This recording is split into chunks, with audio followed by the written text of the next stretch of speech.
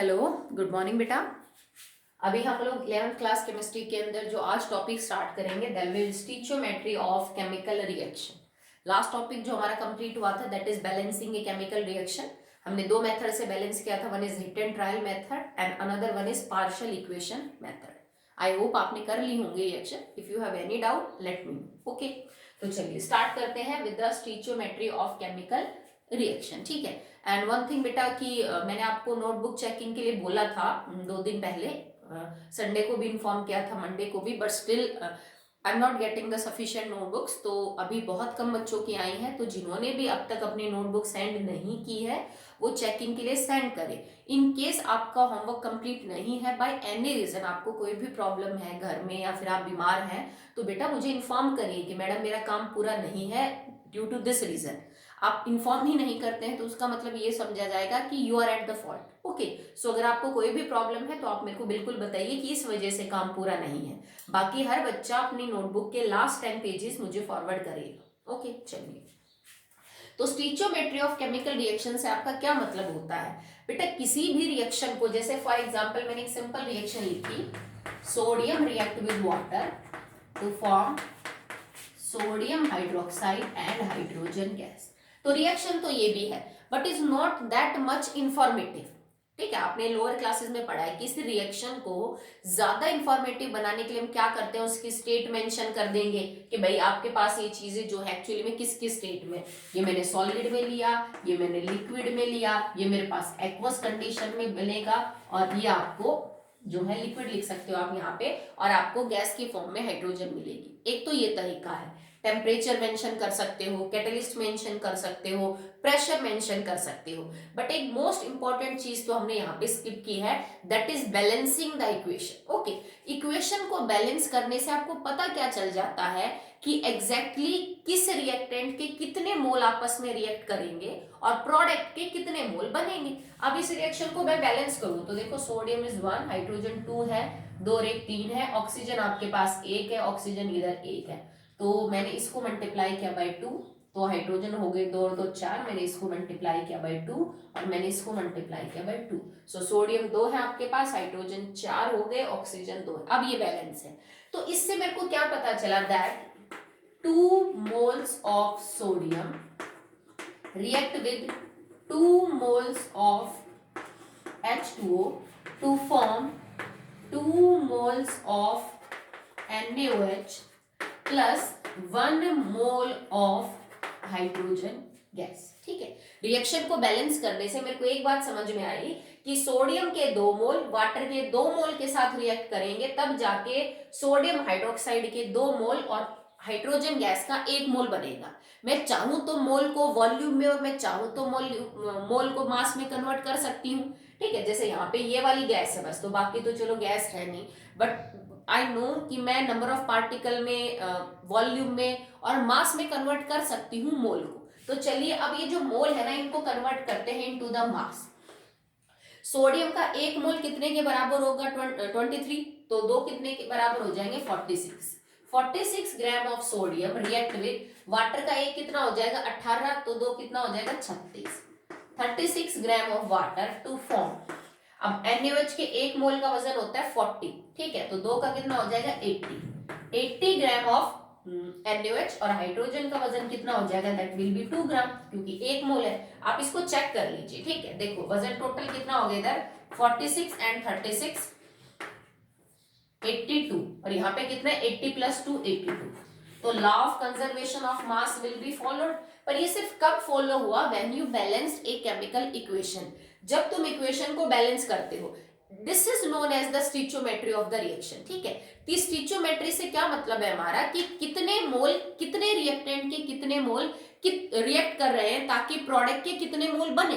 ठीक है, आपको यह आइडिया होना चाहिए ना कि अगर मेरे पास मान लीजिए 10 ग्राम सोडियम है और मेरे पास 20 ग्राम वाटर है, तो एक्चुअली मैं कितना सोडियम हाइड्रोक्साइड बना सकती हूँ। समझ गए? तो ये जो चीज है this is known as the stoichiometry of the reaction.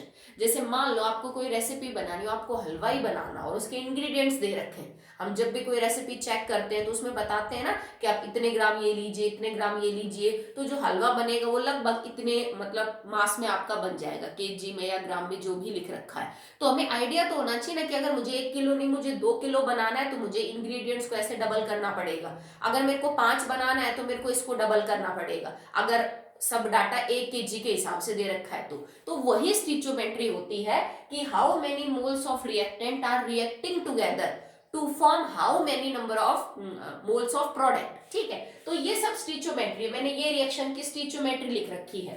ये जो नंबर हम यूज करते हैं ना बैलेंसिंग के लिए, इनको बोला जाता है stoichiometric coefficient. These are actually known as the stoichiometric coefficient, जो नंबर आप यूज करते हो किसी भी कंपाउंड के एटम्स को बैलेंस करने के लिए। ठीक है, तो इससे फायदा क्या होता है? इससे ये फायदा होता है, जैसे तुमसे मैं यूं कहूं बेटा मेरे को 100 ग्राम NaOH बनाना है,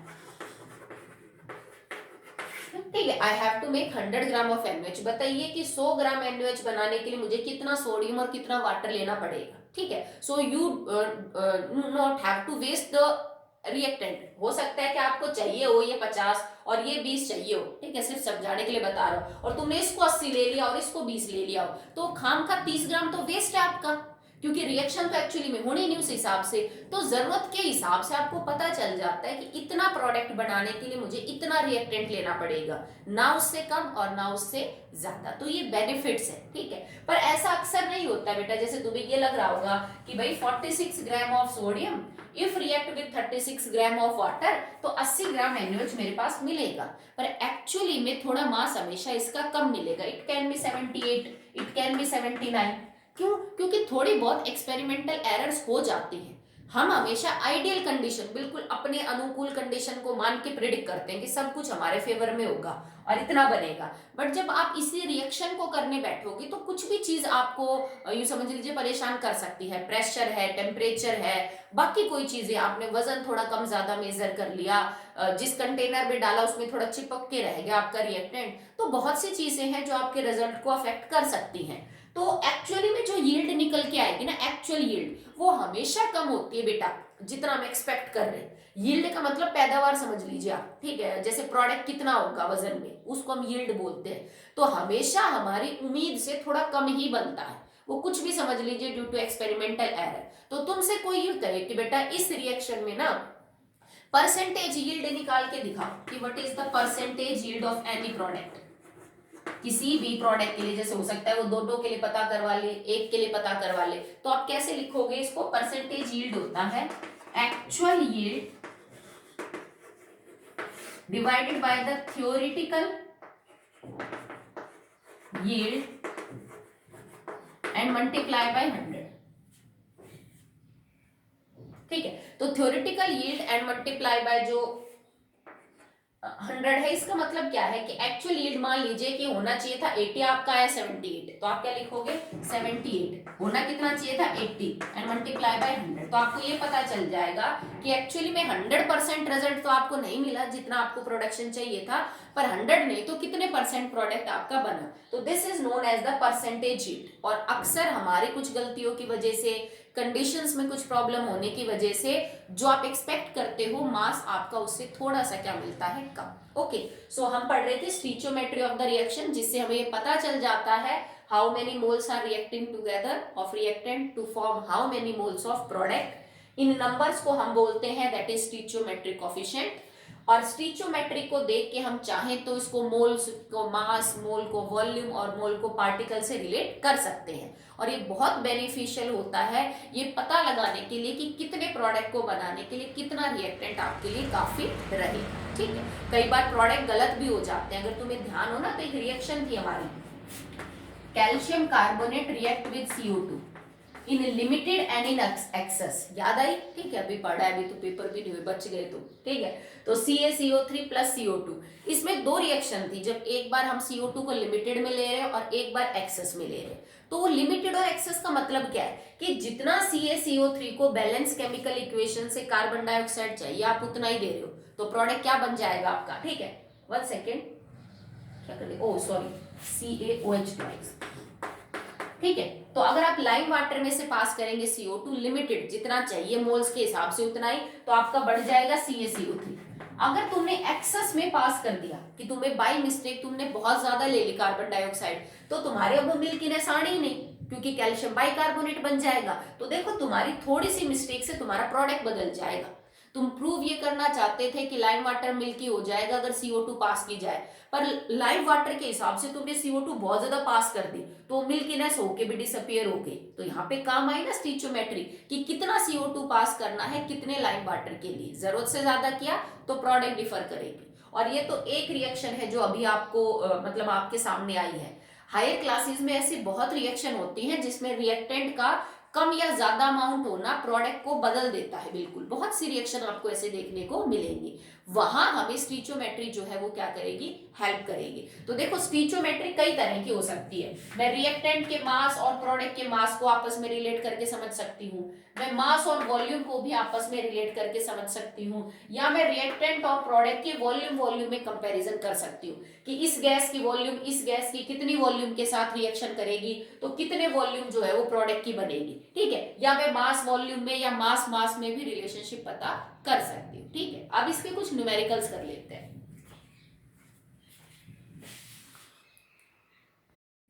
now the numericals on the stoichiometric of chemical reaction. तो एक इक्वेशन देखते हैं, combustion of methane, methane react with oxygen to form CO2 and H2O।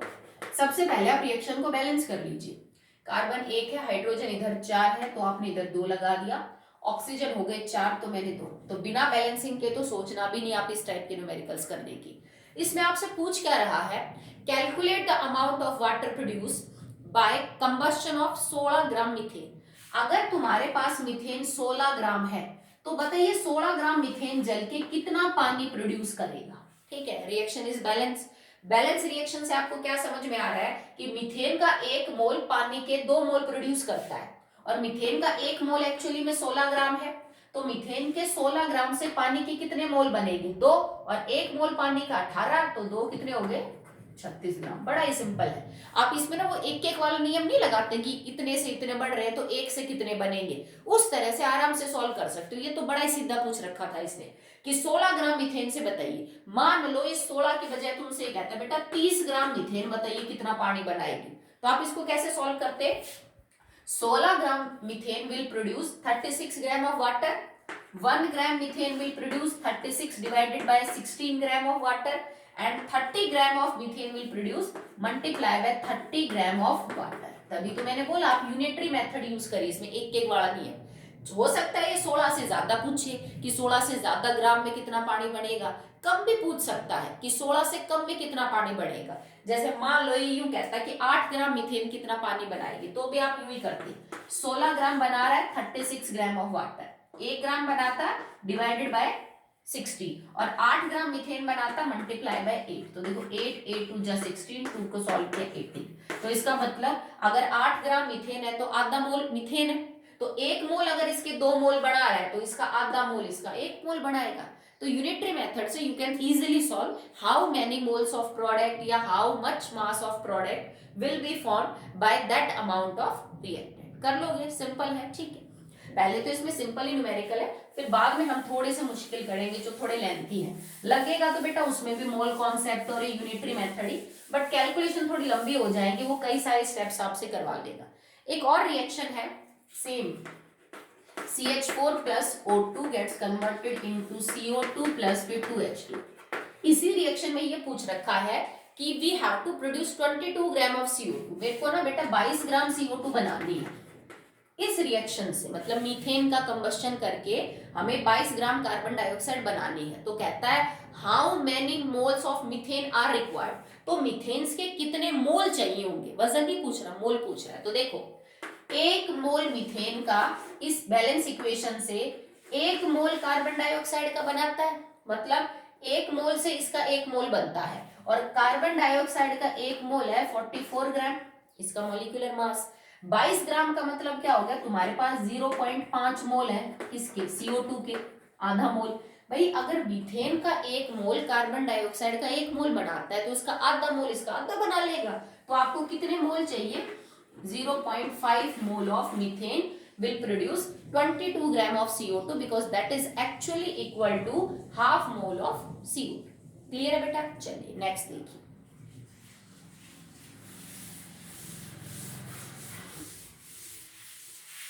There is a equation जिसके अंदर iron react with steam to form Fe3O4 and hydrogen gas. Iron steam के साथ reaction करता है to form Fe3O4 and hydrogen gas. पहले इसको balance कर लेते हैं. 3 हाइड्रोजन 2 ऑक्सीजन इधर 4 है, इधर हमें 4 से मल्टीप्लाई करना पड़ेगा, दैट विल बी 4. ठीक है. अगर बैलेंसिंग में आपने कुछ भी गड़बड़ कर दी तो फिर तो न्यूमेरिकल ठीक नहीं होना, तो उसको थोड़ा ध्यान से करिए. लिख क्या रखा है? Calculate the mass of iron which will be converted into its oxide by the 18 gram of steam. ठीक है. कह रहा है कि आपको 18 ग्राम जो है वो स्टीम दी गई है, तो आपको ये पता करना है कि 18 ग्राम जो पानी है वो एक्चुअली में आयरन उसके लिए कितना चाहिए होगा ताकि Fe3O4 जो है वो आपको मिल जाए. ठीक है. तो आयरन कितना चाहिए होगा आपको for 18 gram of water. Steam मतलब पानी जो है यहाँ पे. तो देखो बैलेंस केमिकल इक्वेशन से आपको क्या पता चलता है, क्योंकि मास में बात कर रहा है तो मैं इसको मास में कन्वर्ट करती हूँ. आयरन के 3 मोल के लिए मुझे 4 मोल वाटर चाहिए, क्योंकि वो रिलेशनशिप मेरे से पानी और आयरन के बीच में पता करवा रहा है, तो मैंने इसका एक कॉन्सेप्ट ले लिया.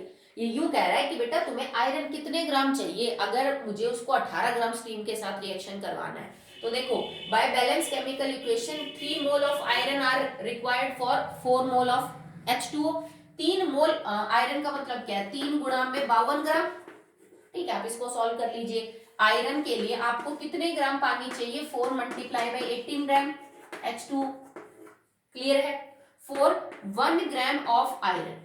ठीक है. पर एक्चुअली तुम्हें तो पानी के लिए पता करना है ना, तो आप इसको यूं कर लीजिए, because you have to find the mass of iron not of water. तो हम इसको यूं लिखेंगे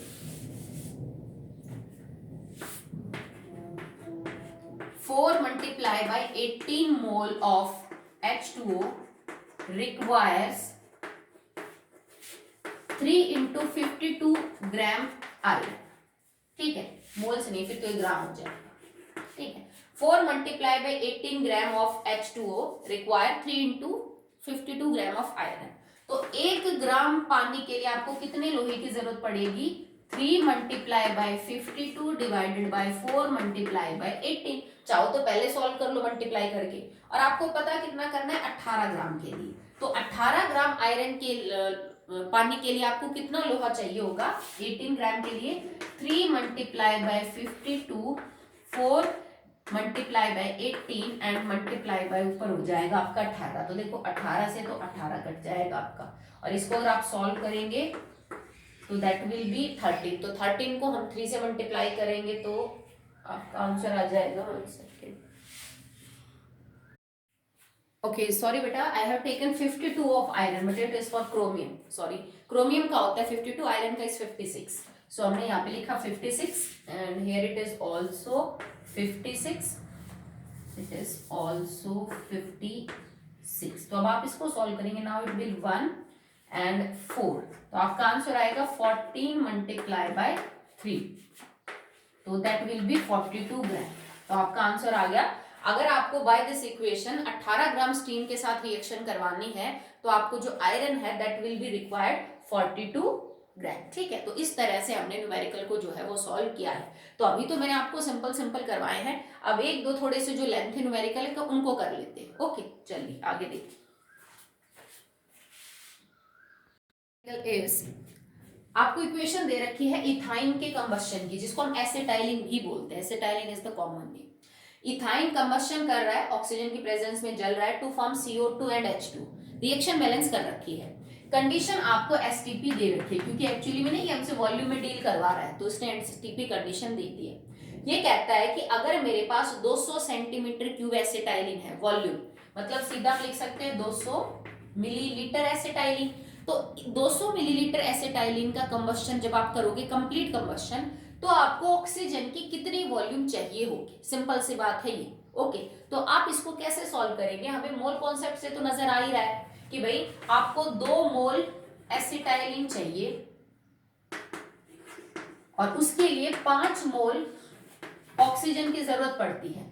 अब 1 मोल किसी भी गैस का एसटीपी कंडीशन पे कितनी वॉल्यूम ऑक्यूपाई करेगा, बिकॉज ये मिलीलीटर में तो आप मिलीलीटर ही ले लीजिए, तो आप ये लिख सकते हो 2 multiply by 22400 millilitre acetylene will require 5 multiply by 2240 millilitre of oxygen gas. मैंने वॉल्यूम में कन्वर्ट कर दिया मोल से, कंडीशन तो एसटीपी दे ही रखी है। आपको ये पता करना है कि 200 सेंटीमीटर क्यूब के लिए कितना चाहिए। तो देखो 1 मिलीलीटर के लिए कितना चाहिए होगा, डिवाइडेड बाय 2 मल्टीप्लाई बाय 22400। तो आपको 200 मिलीलीटर के लिए पता करना है कि 200 मिलीलीटर एसिटाइलिन के लिए ऑक्सीजन कितनी चाहिए, सो मल्टीप्लाई बाय 200। ठीक है, तो देखो इससे तो ये कट गया आपका और इससे आपका ये कट गया, तो आंसर आ गया 500 सेंटीमीटर क्यूब लिख दो या मिलीलीटर लिख दो। तो सबसे पहले तो आपको ये पता चल गया कि मुझे ऑक्सीजन गैस की कितनी वॉल्यूम चाहिए अगर मुझे 200 मिलीलीटर एसिटाइलिन का कंबशन करवाना है, दैट इज 500 मिलीलीटर। क्लियर आपको। अब ये साथ साथ क्यों और पूछ रहा है बेटा CO2 का और बता दो कि इस 200 ग्राम एसिटाइलिन को जलाने के लिए के बाद CO2 कितनी बनेगी। तो इन दोनों का क्या रिलेशनशिप है, 2 मोल का और 4 मोल का। तो आप इसको यूं सॉल्व करिए भाई, 2 मोल एसिटाइलिन प्रोड्यूस करती है 4 मोल कार्बन डाइऑक्साइड। अब 2 मोल का मतलब क्या हो जाएगा, 2 मल्टीप्लाई बाय मिलीलीटर में निकाल देते हैं, 22400 millilitre will produce 4 multiply by 22400 millilitre CO2। तो 1 मिलीलीटर के लिए कितना चाहिए, बटे में 2 गुणा में दिस, और आपको पता कितने को करना है 200 के लिए, तो गुणा में कितना हो जाएगा 200। तो आप इसको इससे कट करेंगे, इसको इससे कट करेंगे, your answer will be 400 millilitre. तो आप कार्बन डाइऑक्साइड की वॉल्यूम पता कर सकते हो। एसटीपी कंडीशन पे बात हो रही है बेटा, बिकॉज एसटीपी कंडीशन नहीं होगी तो फिर ये मोल कॉन्सेप्ट वाला चीज काम नहीं करेगी। या फिर यूं होगा कि आपको जो फॉर्मूला है, जो मैंने आपको बोला है कि अभी आप रहने दीजिए, P1V1 upon T1 is equal to P2V2 upon T2, इससे सॉल्व करना पड़ेगा। इसमें होता क्या है, हम किसी नॉन एसटीपी कंडीशन को एसटीपी कंडीशन में करके देखते हैं कि भाई अगर एसटीपी के अलावा इस टेम्परेचर और प्रेशर पे ये वॉल्यूम है तो इस टेम्परेचर और प्रेशर पे क्या वॉल्यूम होगी, फिर उसके बाद मोल कॉन्सेप्ट यूज करते हैं। ठीक है, इस टॉपिक में न्यूमेरिकल बहुत ज्यादा है, सारे नहीं हो पाएंगे बेटा, मैंने आपको 4 या 5 ही करवाए हैं। तो सॉल्व दे रखे हैं, अनसॉल्व पे बाद में जाएंगे, पहले सॉल्व दे रखे हैं। ठीक है, तो आप कोशिश करिएगा कि जो सॉल्व न्यूमेरिकल है वो ज्यादा से ज्यादा सॉल्व कर पाओ, क्योंकि वो लेंथ ही बहुत है और कुछ नहीं, सिंपल है, पर उसमें स्टेप बाय स्टेप आपको थोड़ा लंबा करना पड़ेगा और कुछ भी नहीं है। तो आप उनको सॉल्व करने की कोशिश करिएगा। कल मैं कोशिश करूंगी कि उनमें से 2-4 और करवा सकूं, फिर हम अनसॉल्व के ऊपर चलेंगे। ओके, आगे वाला करेंगे नेक्स्ट वीडियो।